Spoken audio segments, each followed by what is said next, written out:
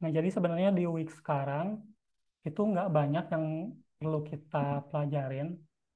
Ya, karena kan kemarin juga kalian lihat di kelas sessionnya itu cuman beberapa kode aja dan beberapa teori tentang linear regresi. Sebelumnya kalian sudah belajar nggak regresi linear di matkul yang lain? Apa ini baru pertama Udah kali? Kak, Statlan. Udah ya? Di Statlan, iya, Ya, statistika lanjutan. berarti sebenarnya konsepnya kalian juga udah pada paham kan ya? Bagaimana asumsinya dan lain sebagainya. Jadi ini cuman sebatas eh, reminder buat kalian juga sih terkait dengan linear regresi dan juga aplikasinya di R itu kayak gimana. Oh ya, sebelumnya sedikit review ya terkait tugas kemarin. Ya, congratulations karena kalian sudah bagus ya untuk explanation-nya, interpretation-nya, visualization-nya. Cuman bisa kalian lebih explore lebih dalam tentang visualization-nya karena itu merupakan salah satu poin terpenting dalam analisis data kayak gitu. Nah, ini juga nanti juga beberapa waktu nanti tetap kalian bakalan ada visualisasinya.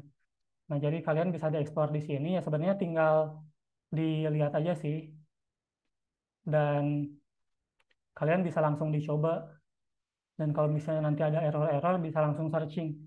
Karena memang kalau misalnya programming itu walaupun kita udah benar di sininya tapi mungkin ada yang error-error. Ya, jadi tetap kalian kalau ada error bisa searching nanti biasanya orang lain ada problem yang sama dan kalian bisa solving pakai pakai solution yang itu kayak gitu. Nah, jadi ini sangat berguna untuk kalian nanti visualisasi data coba-coba aja karena kan kalian juga di kelasnya biasanya cuma 1 jam atau 1 jam setengah sementara kita bobotnya 2 SKS dan mungkin ada waktu sampai jam 10.30 atau sampai jam 11 buat kalian coba praktis masing-masing. Ya, karena diingatkan lagi bahwa data science itu adalah salah satu course atau skills yang paling dibutuhkan untuk kalian sebagai financial analyst. Nah, kalau misalnya nanti kalian nggak master di skill ini, ya bahaya juga. Jadi diharapkan kalian coba-coba sendiri sampai kalian bisa nanti di CV kalian, kalian punya skills data science, skill data analyst. Ini juga kalian punya beberapa portofolio tentang itu. Nah, itu sangat berguna banget kalau misalnya nanti kalian pengen apply untuk pekerjaan apapun di sektor apapun itu sangat berguna banget kayak gitu. Kita langsung aja masuk ke linear regression-nya. Ya, ini sedikit ya tentang apa itu regresi dan garisnya seperti apa ya. Kita udah tahu bahwa equation-nya kayak gini. Kalau masih kalau kalian lupa, ini y ini atau y ini adalah variabel dependent atau bisa dibilang response variable.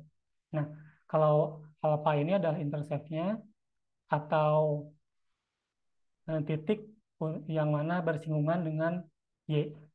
Nah, terus beta ini adalah koefisien dari variabel independennya atau variabel bebas atau explanatory variable atau predicted variable. Nah, kalau yang simbol ini adalah error terms atau predicted error atau disturbance. Jadi kalau misalnya ada beberapa yang pakai istilah berbeda, ya itu sih kemungkinan besar kayak gitu istilah-istilahnya. Ya, jadi dari sini kita bisa ngelihat kalau misalnya errornya nol, terus kalau misalnya koefisiennya nol, ya berarti datanya itu sesuai dengan interceptnya. Seperti itu. Nah, asumsinya juga kalian juga sepertinya udah tahu ya, ada beberapa asumsi yang mungkin di highlight itu bahwa misalnya tentang normalitas, terus tentang variansnya harus homoskedistik. Nah, itu kalian dilihat dari residualnya. Jadi bukan dari variabel independennya. Jadi dilihatnya itu dari errornya. Kalau residualnya itu tidak berdistribusi normal, itu mengindikasikan bahwa di dalam variabel independennya sendiri itu ada hal yang tidak normal. Misalnya ada outlier dan lain sebagainya. Dan juga ya mungkin ini juga sih, apa itu error terms atau disturbance atau residual. Kalian bisa lihat di sini adalah selisih dari data yang ada dengan predicted atau regression line-nya atau fitted line-nya. Nah, kalau misalnya ada selisihnya, nanti dihitung square of sum-nya. Nah, di regression ini di OLS, ordinary square, kalian mencari bagaimana selisih yang terkecil dari square of sum-nya, dari selisih antara residual atau error dengan regression line-nya. Nah, jadi dicari yang terkecil, anggaplah misalnya kayak gini ya, misalkan ini selisih ke line-nya, terus kalau square itu kan pangkat ya, pangkat 2 luas. Nah, jadi anggap saja kotak kayak gitulah. Nah, kotaknya yang paling kecil itulah yang model yang nanti paling optimal. Seperti itu. Terus ini juga kayaknya nggak perlu di-highlight karena udah cukup jelas.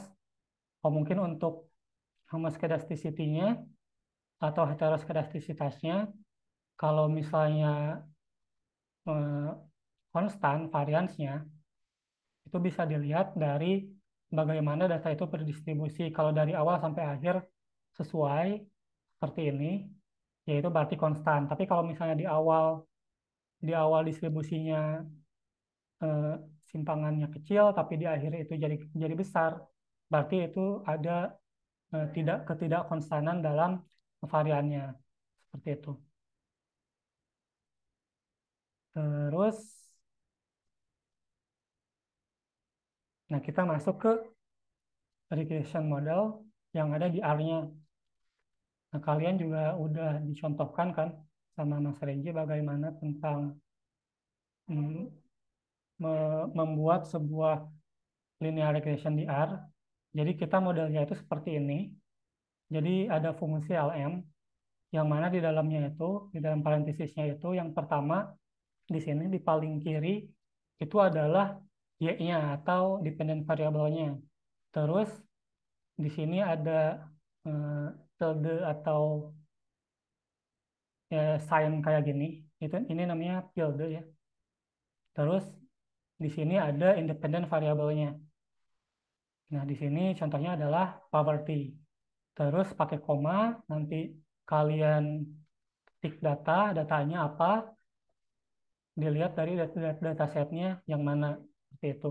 Nah, kalau misalnya nanti di run, nanti bakalan muncul koefisiennya apa. Nah, di sini ada interceptnya, seperti yang tadi dijelaskan, interceptnya 25, terus poverty koefisiennya adalah ini.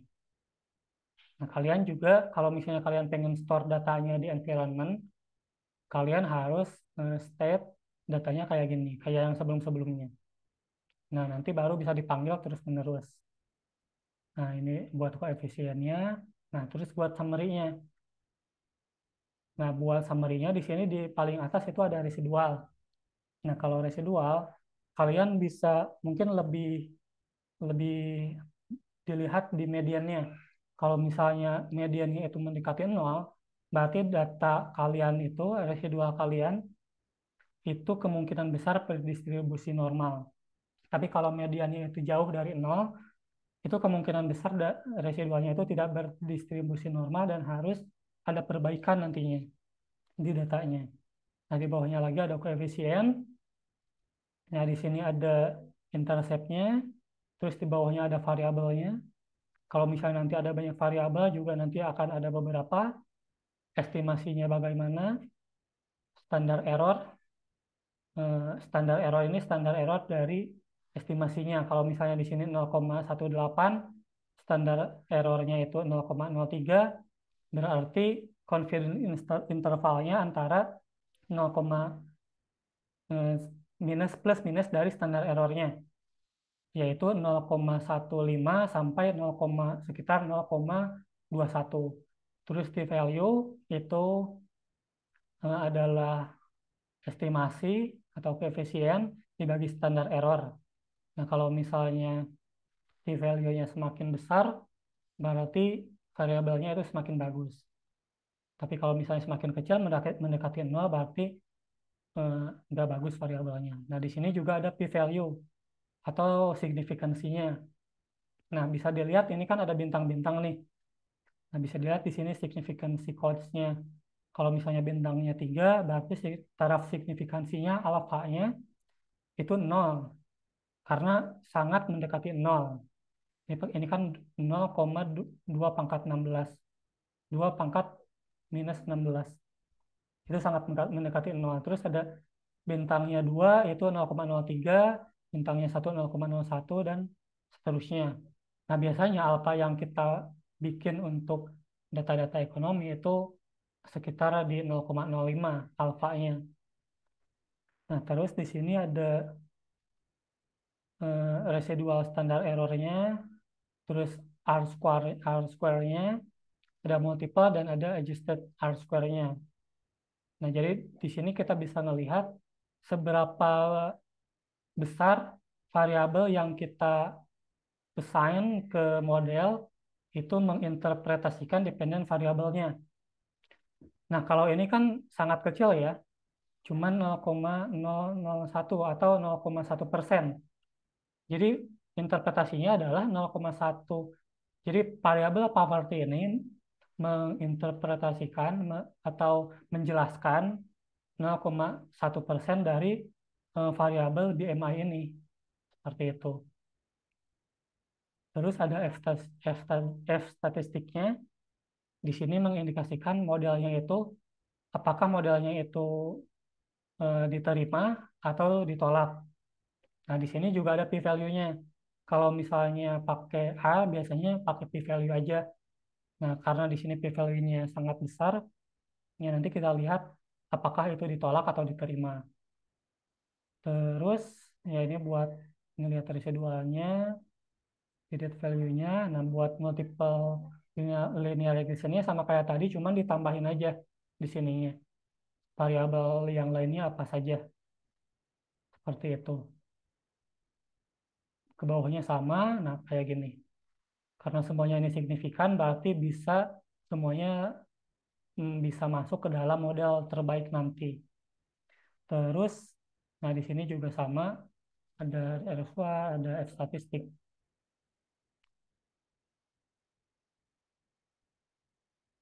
Seperti itu.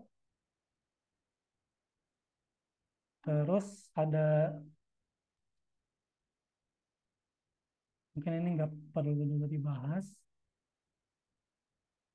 Nah ini juga histogram, kalian juga bisa melihat bagaimana distribusinya kayak biasa. Terus t-testnya kayak tadi juga sih, kalau t-test bisa dilihat dari signifikansi p-value yang tadi. Masing-masing variabelnya apakah signifikan atau tidak. Nah, terus asumsinya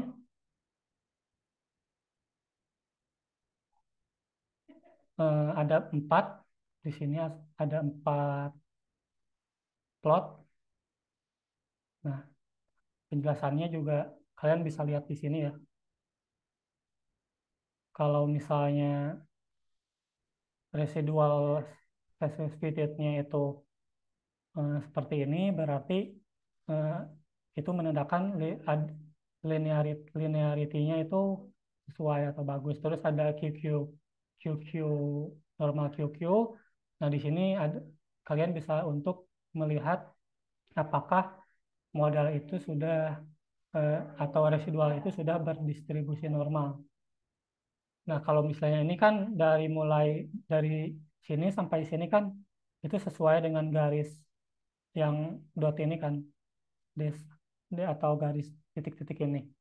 Nah, tapi di sini ada ke atas. Nah, berarti di data yang di sini itu sebenarnya kemungkinan juga mungkin ada outlier atau semacamnya. Nah, kalian juga bisa baca-baca. sudah ada sih linknya. Terus buat lin multikolinearitasnya atau atau bagaimana antara variabel itu berhubungan. Kemarin juga sebenarnya udah sempat dibahas ya di week kedua. Kalau misalnya kalau misalnya datanya itu eh, antar independen variabelnya itu saling multikol atau berhubungan dan juga kolinearity-nya itu tinggi, misalnya 0,9 dan ke atas. Nah, sebenarnya eh, kalian cukup masukkan satu aja ke datanya. Yang misalnya contoh aja, misalnya antara poverty dan height eh, itu sangat berhubungan. Nah, kalian bisa hapus satu aja karena ya satu variabel itu sudah menandakan sudah mewakili variabel yang lain. Kayak gitu. Terus, nah ini juga cara-cara untuk bagaimana mengatasi datanya tidak normal bisa dilihat ya. Kalau bentuk histografnya bagaimana, cara untuk transformasi datanya bagaimana. Karena nggak cuman kita membuang outliers atau kita membuat data baru tanpa outliers, tapi juga kita bisa em, menghandle data yang tidak normal dengan transformasi data seperti itu. Ya bisa dilihat juga sih. Terus ada yang namanya standarisasi data. Nah, apa itu standarisasi data? Kalau misalnya nanti kalian bikin sebuah dataset yang mana di dalamnya itu banyak variabelnya dan variabelnya itu unit of measurement-nya atau masing-masing variabelnya itu beda-beda pengukurannya itu ada ada yang pakai meter, terus ada yang pakai misalnya eh, volume dan lain sebagainya sampai masing-masing variabelnya itu tidak sama. Nah, hal yang kayak gitu kalau misalnya terlalu banyak itu akan bermasalah juga. Jadi datanya itu harus distandarisasi.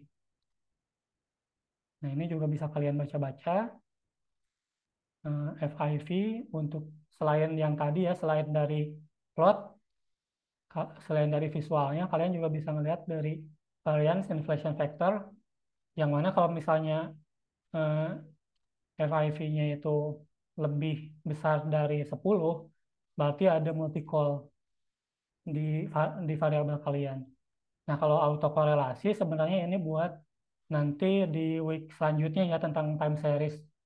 Karena ini eh, ber, mengenai tentang masalah waktu biasanya. Mungkin nanti akan lebih dibahas di data time series. Seperti itu. Oke, kita mungkin bisa masuk ke ARI-nya ya. Ya ini sebenarnya yang kemarin Mas Regi lihat di kelas ya. Ada beberapa mungkin kalian bisa dicoba. Kalau kemarin kan di sini ada import dataset lewat Excel. Nah, kalau di sini kalian bisa langsung import import datasetnya lewat fungsi ini. Seperti itu. Directory-nya di mana, kalian panggil, terus masukin ke sebuah objek atau eh, variabelnya atau datanya. Nah, terus kalian run lagi, seperti itu sih. Seperti biasa ya. Nah, di sini mungkin tadi ada yang beda ya tentang kalau di sini kan ada titik ya. Titik itu menandakan apa?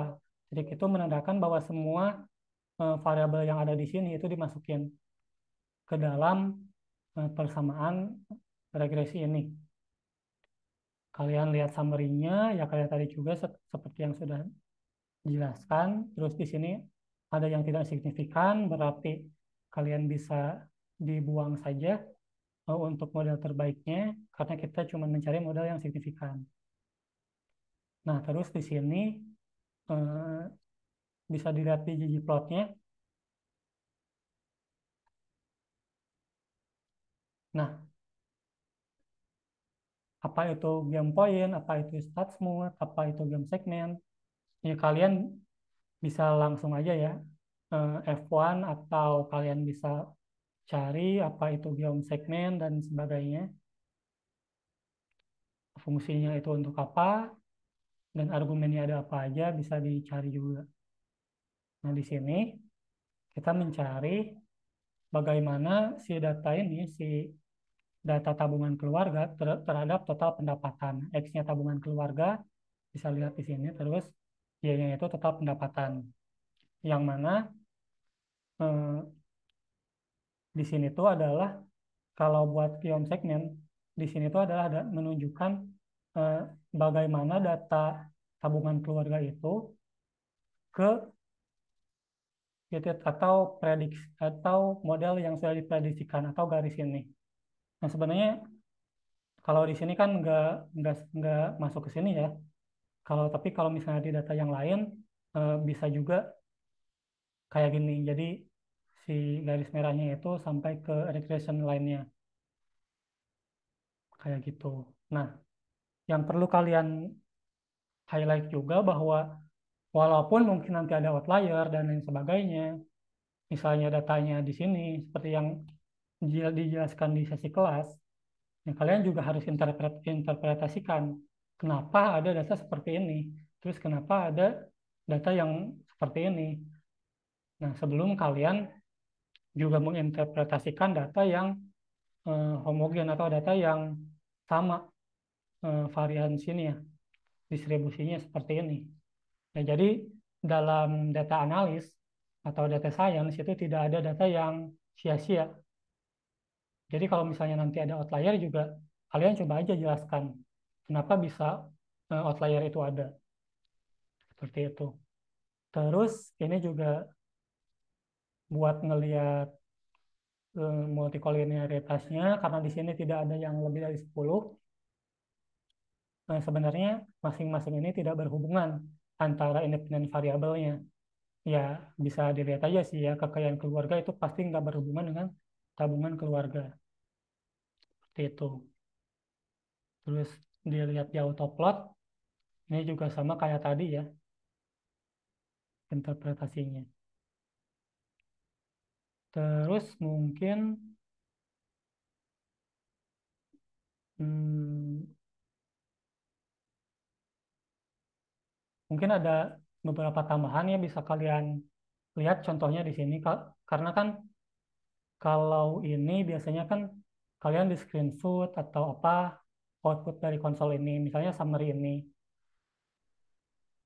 Nah, kalau misalnya nanti kalian bikin paper atau semacamnya di lampiran atau di pembahasan, itu kalian juga kan harus masukin semua data ini.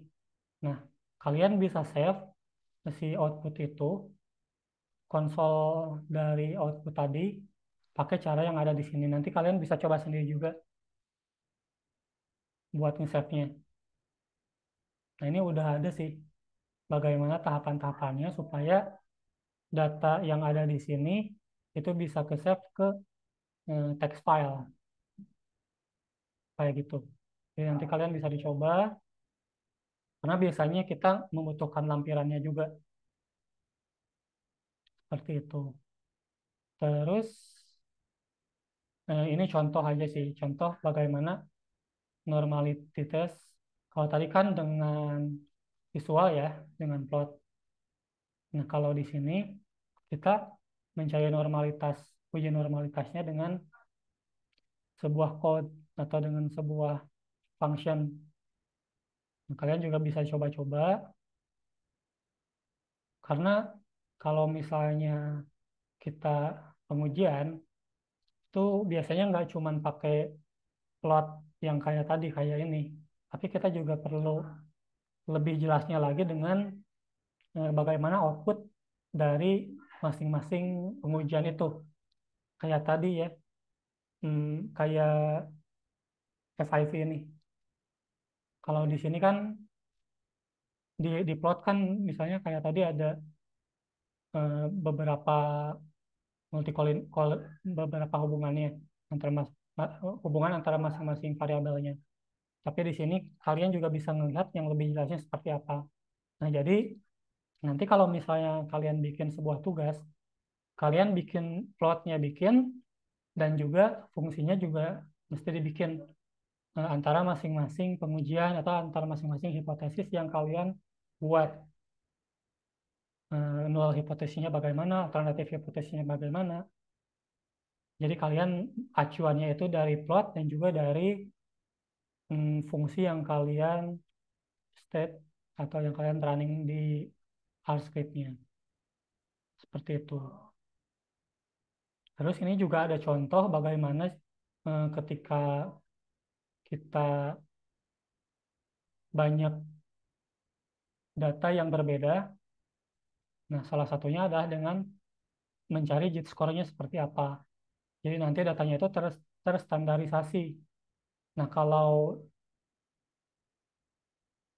kalau di sini kan anggap saja ini tuh beda-beda jenis datanya. Ada yang pakai pengukuran kayak meter, ada yang pakai volume, misalnya ada yang pakai rasio, dan lain sebagainya. Nah, itu bisa distandarkan dengan JIT score seperti ini. Nah, ini kalau misalnya nanti variabelnya itu banyak, tapi kalau misalnya variabelnya dikit, ya nggak perlu kayak gini. Terus, oh ini juga kalian bisa baca lagi ya tentang understanding linear regression-nya. Ya, seperti yang sebelumnya, di week sebelumnya aku bilang, sebenarnya kalian kalau misalnya pengen belajar tentang data science, itu banyak resource-nya. Salah satunya kan link ini nih. Nah, jadi semakin banyak kalian praktis, latihan, ya semakin paham kalian. Jadi nggak cuma lihat teorinya doang kalau misalnya data science. Nah, ini contoh yang tadi aku jelasin juga udah ada di sini. Yang mungkin ya yang perlu di-highlight juga tentang interpretasi. Misalnya interpretasi ini. Jadi setiap kalian sudah membuat model terbaik, setelah setelah itu step berikutnya kalian harus menginterpretasikan modelnya. Nah, kalau ini kan ada model berikut nih. Nah, di sini juga bisa dilihat tuh interpretasinya seperti apa.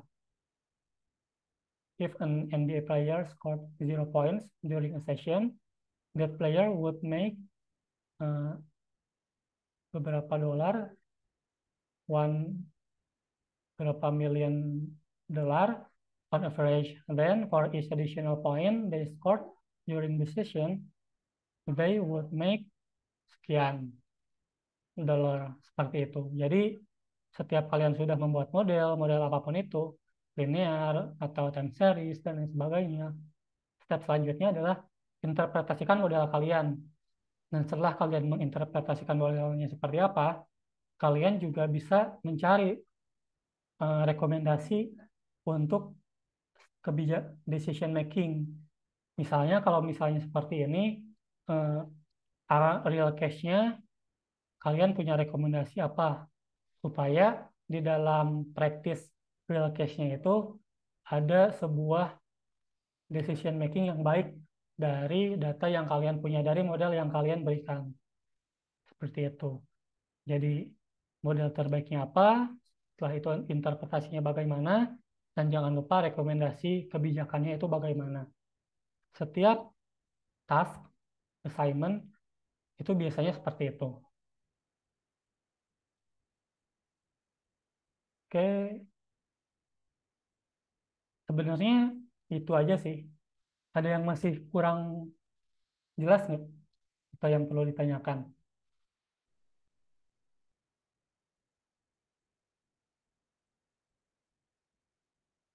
Mungkin yang masih bingung terkait apapun di week pertama, week kedua, week ketiga sekarang,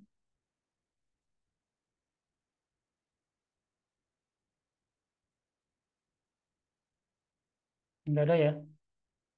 Ya sekali lagi ya, aku ingetin bahwa yang tadi itu adalah fundamental kalian buat nanti membuat model-model yang lain, entah itu data panel dan lain sebagainya.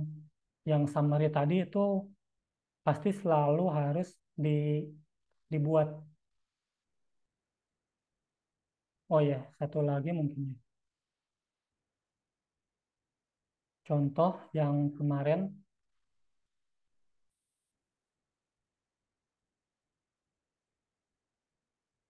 nah ini kan dari contoh yang Mas Regi buat ya.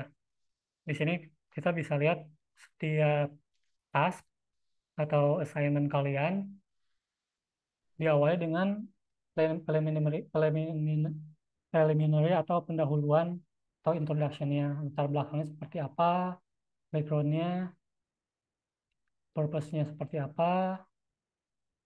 Jadi di setiap tugas itu outline-nya itu seperti ini. Jadi walaupun nanti kalian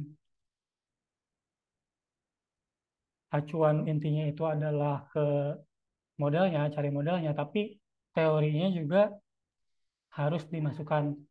Nah, jangan lupa juga nanti kalau misalnya dalam membuat paper atau semacamnya, yang persamaan-persamaan kayak gini tuh jangan diganti. Ini kan ada beta nol plus simbol-simbol ini. Nah, simbol-simbol ini tuh harus seperti ini. Karena ini adalah semacam standar untuk kalian membuat sebuah paper di statistik kayak gitu. Terus juga jangan lupa nanti kalau misalnya ada pengujian apapun, nah kalian bisa mulai dari hipotesisnya bagaimana.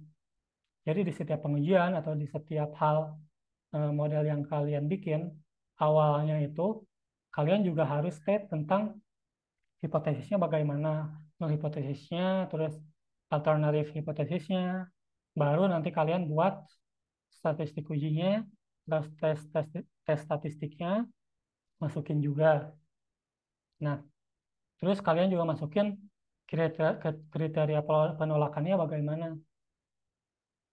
Nah, setelah itu kan nanti kalian bakalan dapat hasil dari eh, pemodelan kalian. Nah, setelah itu nanti kalian bikin kesimpulan dari masing-masing asumsinya. Misalnya karena p-value-nya kurang dari alfa, H0-nya ditolak kayak gitu. Jadi sampai ke kesimpulannya bagaimana. Nah, itu jangan lupa ya di setiap tas seperti itu. Terus juga jangan lupa nanti masukin juga setiap data yang kalian punya. Jadi jangan langsung ke summary-nya, tapi datanya juga ditampilkan. Apa saja, kalau misalnya terlalu banyak, kalian cukup tampilkan highlight-nya aja atau glance atau sedikit dari datanya. Misalnya datanya ada 500, ya kalian kayak gini aja 30 data yang ditampilkan. Terus nanti juga masukin si chartnya dan juga R-code-nya juga biasanya nanti bisa dimasukin di statistik ujinya di sini di pengujiannya atau di lampiran. Biasanya seperti itu. Keputusan kayak gini kesimpulan. Itu sih.